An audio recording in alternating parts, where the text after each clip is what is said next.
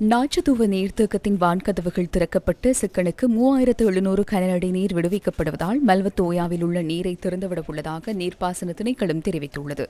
மேலும் கல்லோயாவின் நீர்மட்டம் அதிகரித்துள்ள நிலையில் அட்டாளைச்சேனை, அக்கரைப்பற்று, அம்பாறை, தமன, எராகம, மடுல்ல, ரக்காமம், மடுல்ல, நிந்தவூர் மற்றும் சம்மாந்துறை ஆகிய பிரதேச செயலாளர் பிரிவுகளில் வெள்ள நிலைமை அதிகரிக்கக்கூடும் என எச்சரிக்கை விடுக்கப்பட்டுள்ளது.